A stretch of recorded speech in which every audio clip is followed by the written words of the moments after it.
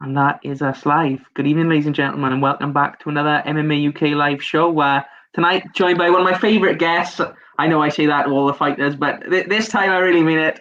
Mr. Oban Elliott. Oban, how's it going, buddy? Hey, not very good actually. Better than it has been. Yeah, very good. Very good. Yes, it's been a minute since we spoke. I think the last time we did one of these was, I think it was me, you, and Jack Shaw before he went to Yeah. his UFC fight. So it's been a couple of weeks, and obviously, in terms of Cage Wars, they're doing the trilogies now, and then there's big spaces in between. So I suppose that there is limited time for us to speak, and Yeah. that's one of those things.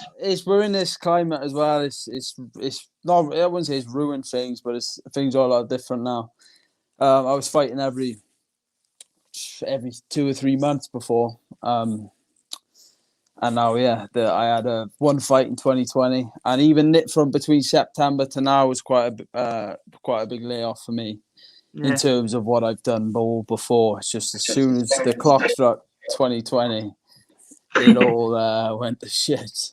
Yeah, I mean, obviously when third bout of lockdowns now, how's everything going for you at home and in your personal life? Everything good? Everything's good, yeah. Just keep my routine. Keep my training up. I didn't let any of my training dip off.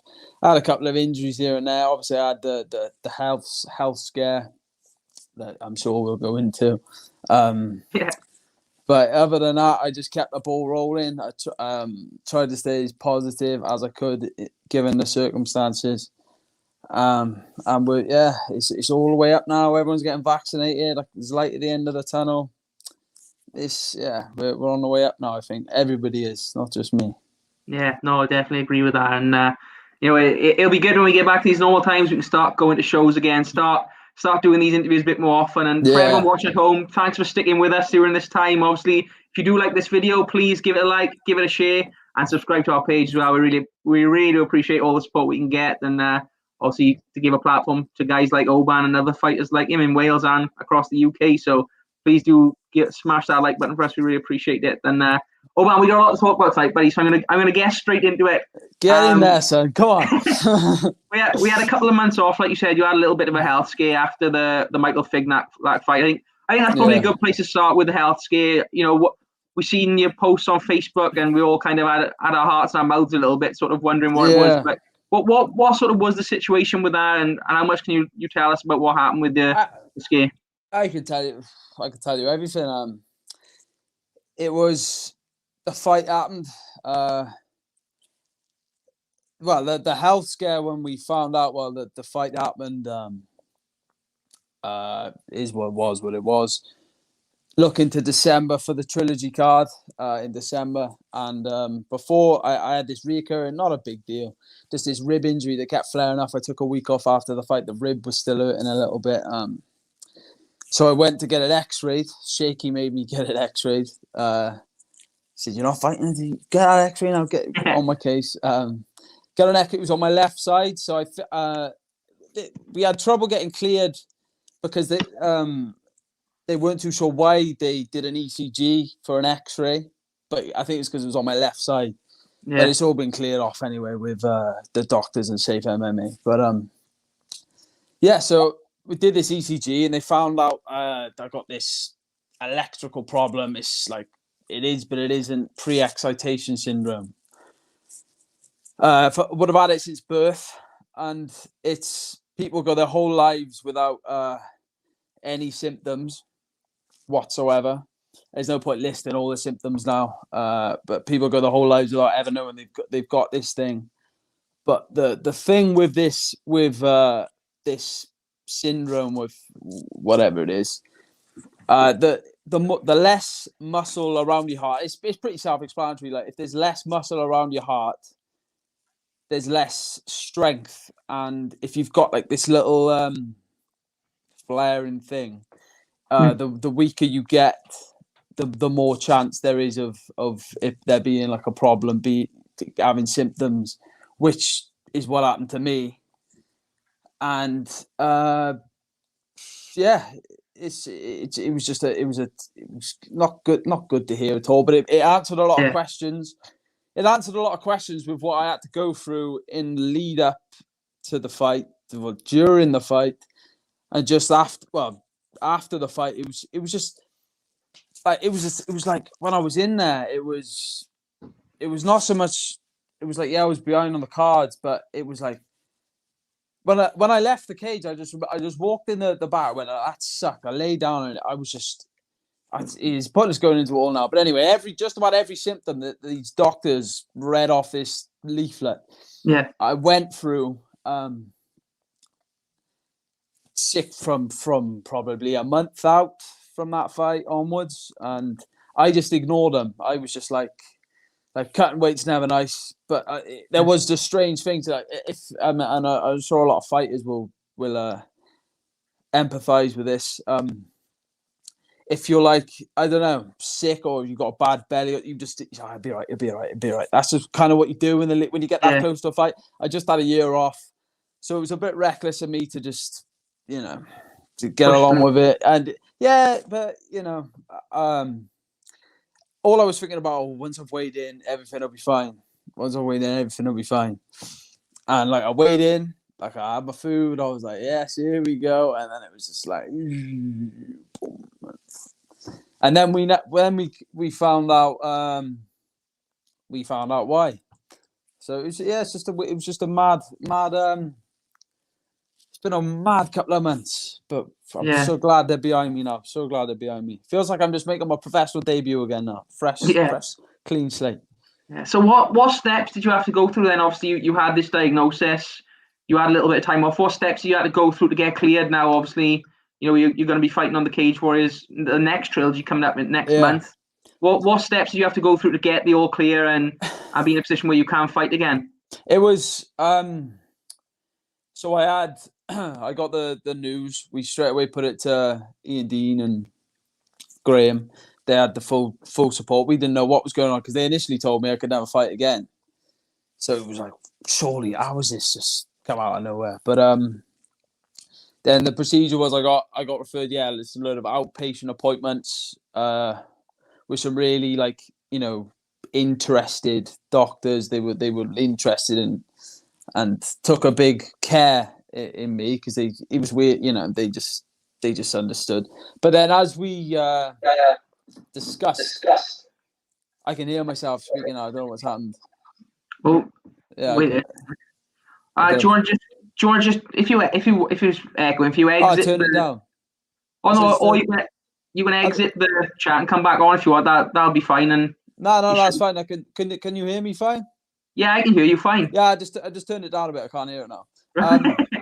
So where was I? Yeah, outpatient appointments. And as I explained, when I felt these symptoms, it was like there was a couple of times she said was normal with like being a young teenager.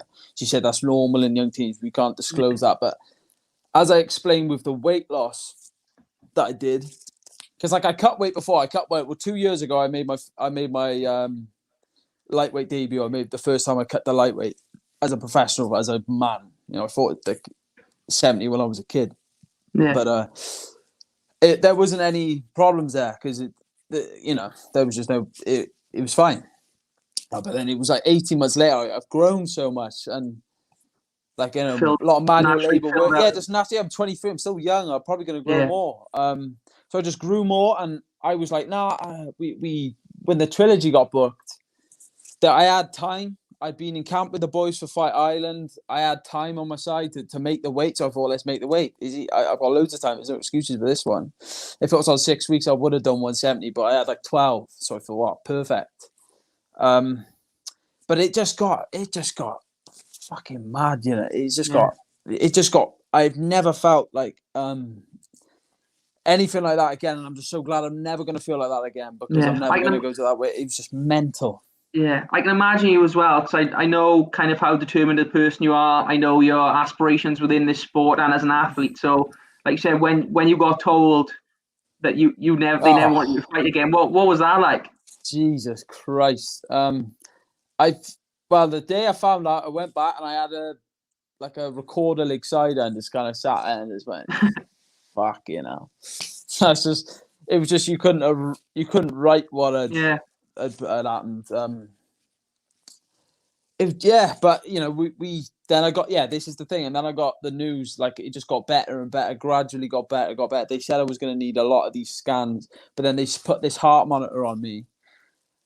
And me at like my natural weight, there was like there were a few ectopic beats I call, but it was nothing to be concerned about. They said it was there was barely anything. But the scan, like the ECG and the scan previously closer to the fight, like 3 weeks up from the fight, after the fight, and the one I had, like I think 12, they were different. It was just I didn't know what was going on, but what they were saying was, like the more weight there is on me, there's like less. There was like the risk just did this, as the weight did this. Do you know what I mean? So it was then when we, it was like early this month. It was like early January. They sent a letter saying, unless you want to speak to your GP, if you need to be referred for a local cardiology opinion, another opinion. That's what they said. It was all good. We put that to Safe MMA. Safe MMA wanted a few things back. I got all of it, got it back, boom, and then they gave me the go ahead. And then that day, Cage Warriors confirmed me for March. So thank you, Cage Warriors. That's a compliment. They don't hang in my about. opinion. They don't hang about. That was a big compliment for me, because I'd obviously had that disastrous fight last time, and it's early in my career, I suppose. I got a massive following. I talked the talk, I walked the walk, and I said I was going to bang him out in a couple of minutes. But then as soon as that bell rung, I was like, what the fuck's happening to me? Yeah. And then it was what it was. But so Cage Warriors backing me, I owe them a lot there. Yeah. So I do want to talk about the Michael Figg fight next, but just to sort of go off the back of what we're saying there, I'm assuming, whether you're saying about the condition, the lighter you are, the more the risk goes up. Is that you saying then you're going up to welterweight for the next? To welterweight, yeah. That was an inevitability. Yeah. I just wanted to give it one more go at lightweight, and if there would have been absolutely no dramas. But this is the thing then. This is why I said, well, I just won't cut weight. But then what if it happened again at 170 or 185 or 205? So what if I just had this shutdown of my body? Yeah. Because like they talk adrenaline dumps, but what if it? But then there's just no way that can.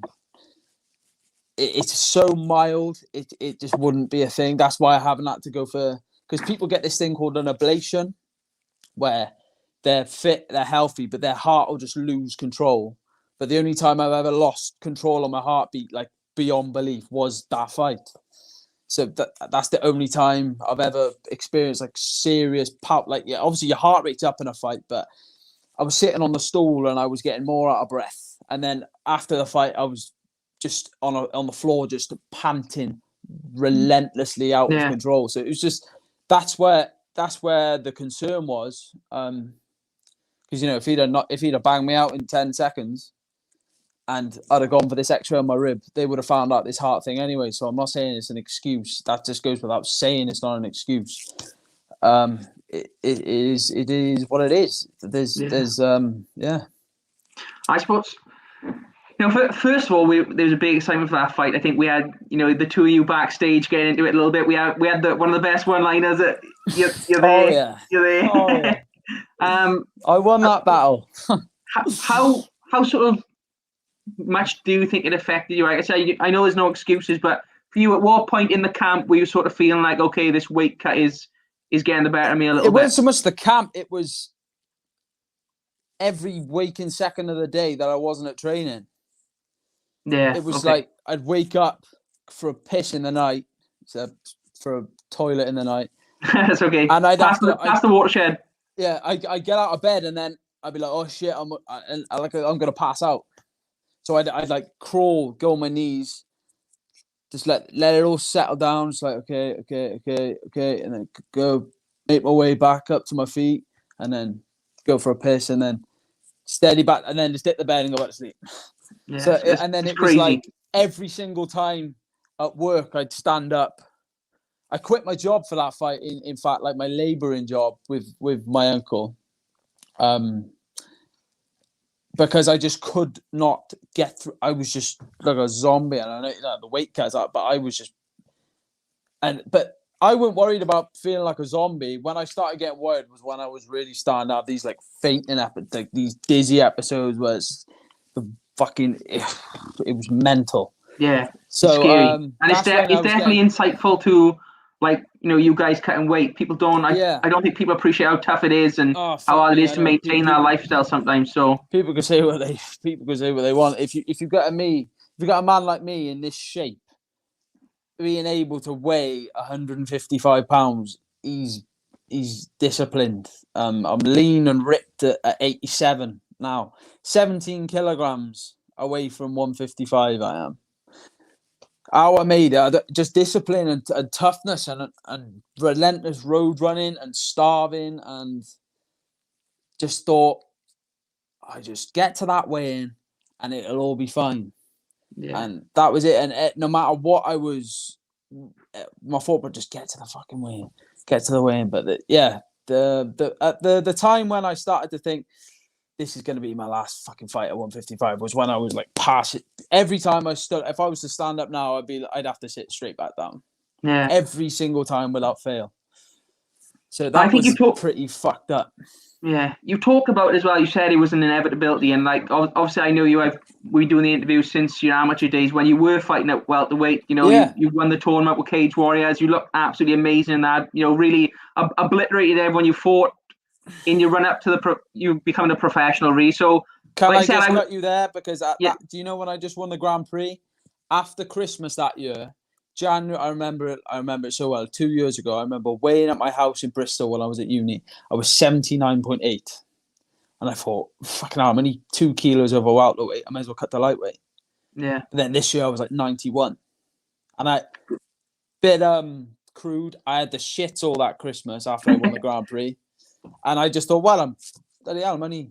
And then I fought at welterweight. I fought at lightweight. 6 weeks later, I fought at lightweight again. Then 6 months later, I fought at welterweight against James Lilly. I didn't do that crazy cut to 155. Yeah. I fought at welterweight. So then all that time later, I fight Figlat when he's probably cut a couple of kilos. He used to fight. He's been fighting at featherweight, and and I just got the scale and made the fucking weight. It did my bit, and I couldn't get the job done on the night. And hats off to him. I couldn't get the job done. I wish I could have got the job done. If I could have hit him square on the chin and he'd have laid flat spark out, trust me, I would have done it. I would have done it 10 times out of 10. So hats off to him. Yeah, I think everyone knows it's not for lack of trying on your part. Like I said, just hearing that and what you had to go through actually just to get there, and not just you, other fighters as well. Fuck what people think. And there'll be a few dickheads out there who say, "Oh, look, you're making excuses, this or that." There's no excuses on my end, because if I could have smashed him in the chin and knocked him out, or kicked him in the head and knocked him out, I would have done. I tried. I had about 12 minutes to do it, and I couldn't do it. So how was that an excuse? He won, fair and square. And that's that. So there we are. Made that point clear. Sorry, Lewis. Yeah, no, mate, it's no problem at all. Like I say, looking at your attitude now, you seem as confident as ever. You're looking great. I mean, always looking great. What did you learn from that loss, Oban? Don't fight at 155. Yeah. Honestly, Lewis, my jiu-jitsu was on point. My wrestling was on point. Fuck me, my wrestling was probably better than my striking. Yeah. My striking was on point. My fitness was on point. My legs were on point. My running was on point. My discipline was on point.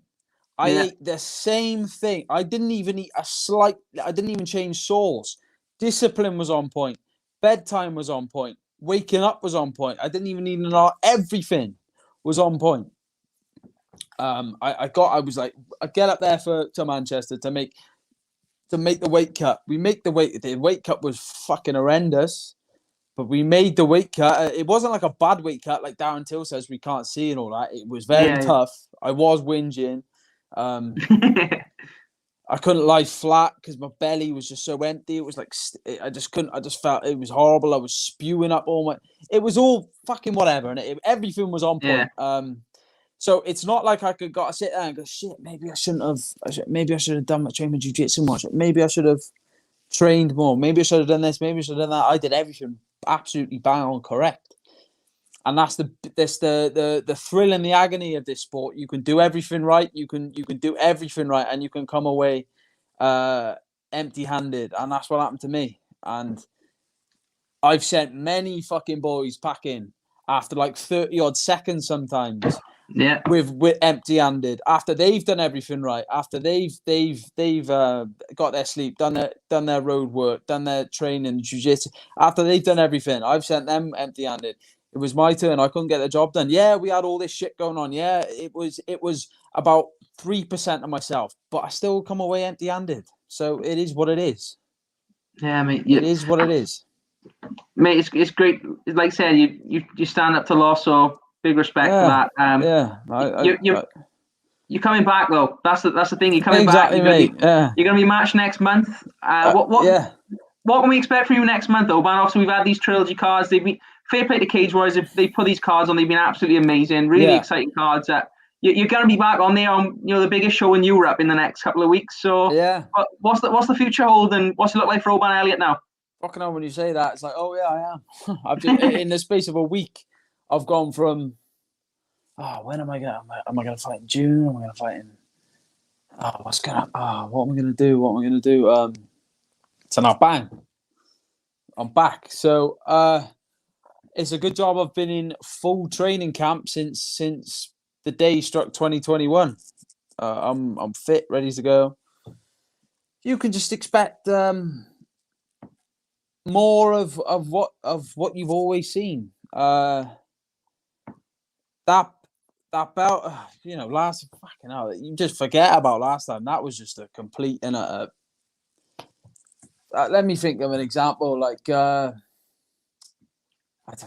don't want to go discrediting him. I'm trying not to discredit him. I'm choosing my words very carefully because he trains hard himself. He's a lifelong training for God knows how long.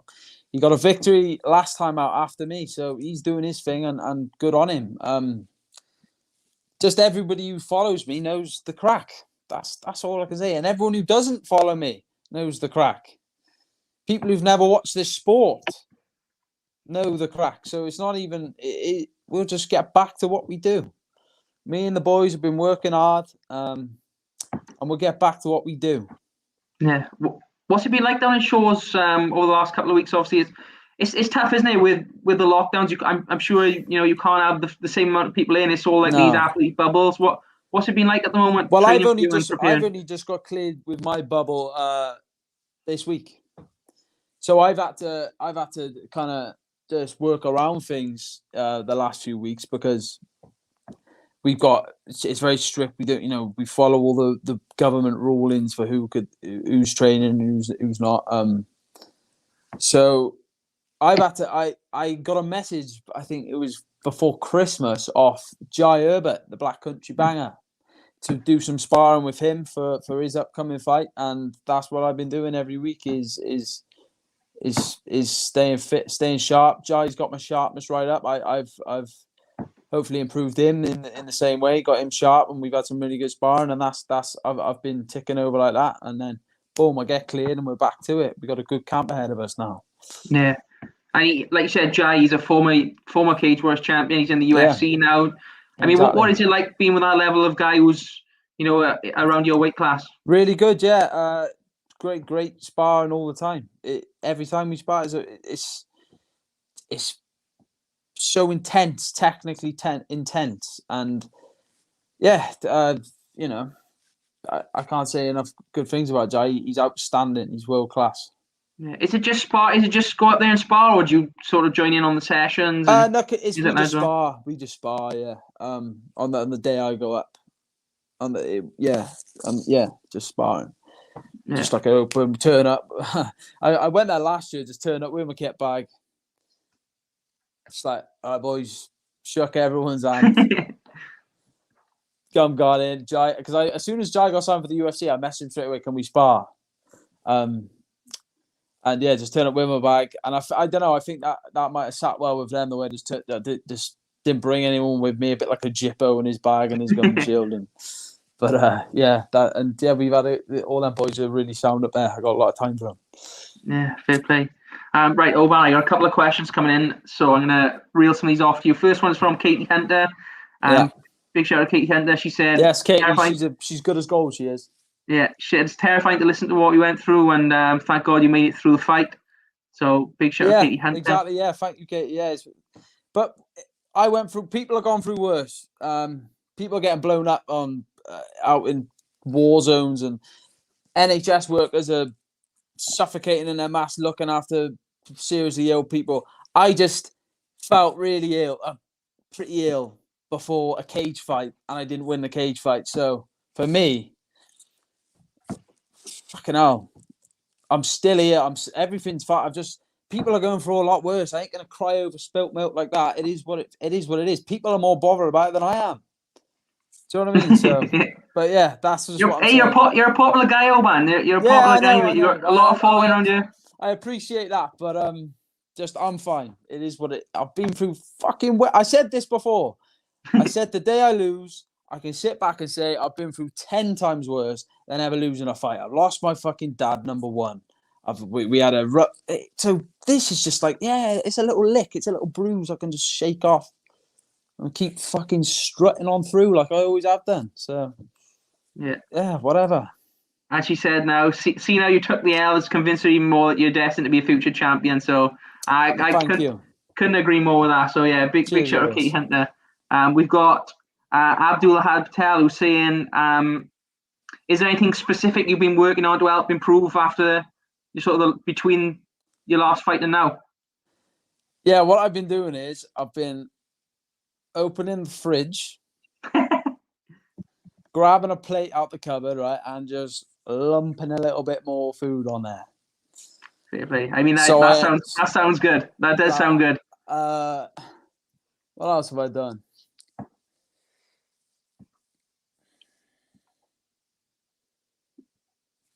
Yeah. Well, I'm gonna chime in there. Coke. I'm gonna chime in there because funny you should say that. I've been doing the same thing as well. Good man. Throughout lockdown. So perhaps I'm gonna be better when we come out of this as well. Yes, man. Yes. Get the gains. Exactly. Louise Evans is asking, are we going to see a better version of you at 170 than 155? It goes without saying. I mean, I thought I had 2 fights at 155. Then I had that one at 170, and then I just had one at 150. So all together, I know, don't want to talk about the amateurs, but I went through the Cage Warriors amateur scene. It was more high profile than any of these shit shows that go on with professionals. So yeah, I thought about waiting my whole career and cleaned everyone out. So I suppose you're gonna it goes without saying. Yeah, it's a pretty stacked division. What sort of people do you look at in that division now and say, okay, this is a good guy, I like the fight. This is a good guy, he looks dangerous. What do you see at that weight class? Just the same as the weight class before, really. I don't, but for this one, there's not like a group of like that core group of like top contenders. Like they're not talking about like a title. Who's fighting for the title? Ian Gary fighting for the title, and I think he should. Was he 5-0? I think did they give title shots to 5-0? But I mean, I suppose you've got Ian Gary. A bit of a friendship there as well, isn't there? You and Ian Gary. Yeah. There's no need for us to cross paths. I don't even think I don't see why it would. But yeah, Ian's a fucking top man. I got a lot of time for Ian. They're just like just the same as the lightweight, just a little bit heavier. Just the same. Just a weight class full of cage fighters. That's what I see. I mean, it's a good thing, really, because it is a cage fighting or an MMA promotion, I should say. Yeah, it's just I'm not gonna say so and so shit, so and so's this, so and so's that. No, you're only as good as your last fight, and I just lost mine. So yeah. Yeah. I don't know if he's fishing for something there. He probably is. No, generally just curious. I mean, like you said, I'm joking. There's not really much you can sort of say really at this point. Like you said, you haven't really put anything together in that division as a professional yet. So exactly. It's just I got work to do. I'm at the bottom. I'm the newbie. I'm the new kid on the block again. Yeah, newbie again. Bottom. Louise is also asking, what have been the immediate benefits of moving up in weight? Is the endurance better, hitting harder? Just feel it's the same as before, but there was just I just don't have that time where I'm like, I'm firing on all cylinders, like I was my whole last camp. I was training for an hour on the evening. I was having that 1 hour training on the last camp and feeling $1 million. So it's exactly the same as this. It just my day-to-day life is a breeze now. I wake up, I have a good breakfast, I feel good. I feel like I can walk up a set of stairs comfortably. Everything's just better in life. Always good.